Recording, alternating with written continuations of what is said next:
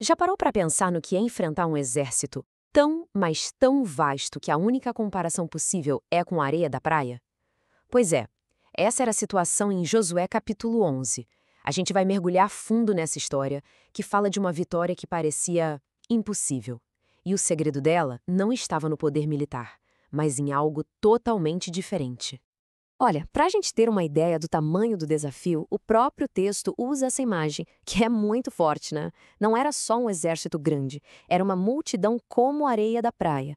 E, para piorar, eles tinham a tecnologia de ponta da época: cavalos e carros de guerra. Era o que havia de mais moderno e poderoso. Tá, vamos entender isso melhor. O que exatamente Josué e o povo de Israel estavam encarando? Não era só um rei e um exército. Era, na verdade, uma confederação, uma aliança militar gigantesca. E o cérebro por trás de tudo isso era a cidade de Hazor, com seu rei Jabim. Ele foi o cara que articulou essa aliança toda. E Hazor não era uma cidadezinha qualquer, não. Era o centro do poder na região, o que, claro, tornava Jabim uma figura extremamente influente e perigosa. E se liga na lista de povos que o Jabim conseguiu unir. Cananeus, amorreus, hititas, é uma mistura de reinos que provavelmente tinham lá suas diferenças, mas que se juntaram para formar uma frente única contra Israel. A dimensão dessa aliança já mostra o tamanho da encrenca. E só para colocar em números, enquanto o texto bíblico fala da areia da praia, o historiador Flávio Joséfo, em seus escritos, arrisca um número: 300 mil soldados. 300 mil! Um número que fazia o exército de Israel parecer minúsculo, uma formiga perto de um elefante. E eles não estavam cada um no seu canto, não. Eles se juntaram num lugar só, com um único objetivo: lutar contra Israel. Eles estavam ali, acampados perto das águas de Merom, prontos para o combate. O cenário estava montado para uma batalha épica.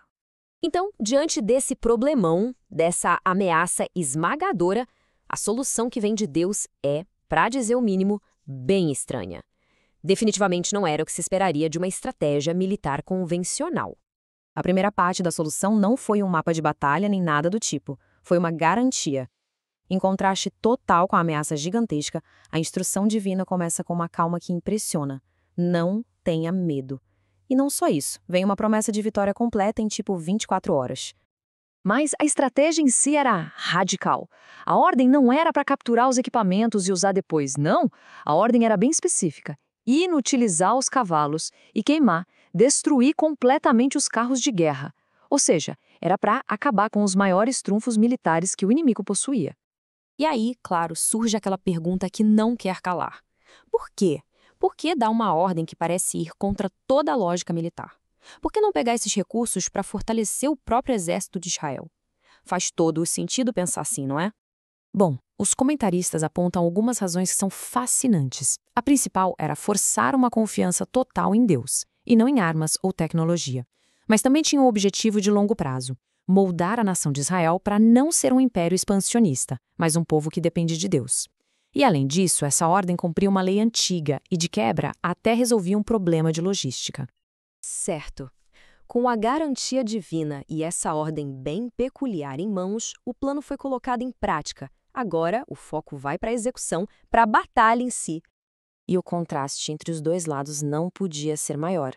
De um lado, você tinha um poder material absurdo, esmagador.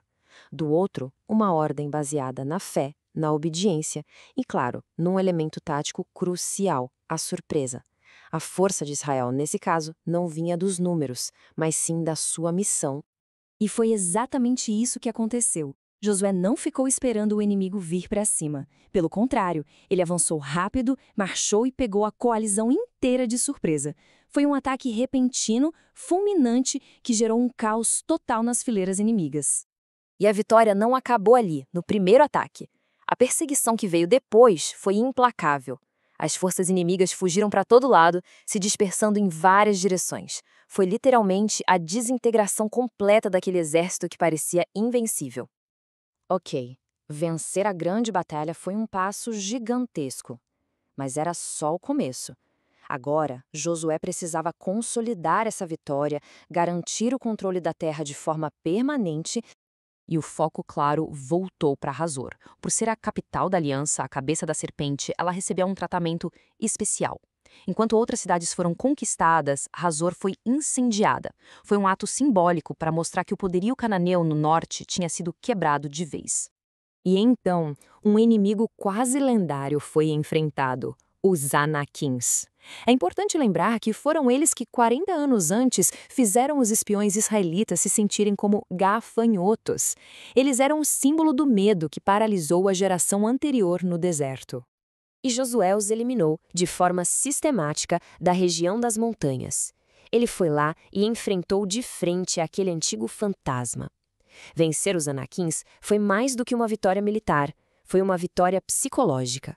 Foi o cumprimento de um objetivo que estava pendente há muito tempo. Então, depois de tudo isso, qual é a grande lição? O que essa campanha toda nos ensina? Qual é o ponto central, segundo as análises dessa história? A resposta, olha, parece estar toda contida nesse versículo aqui.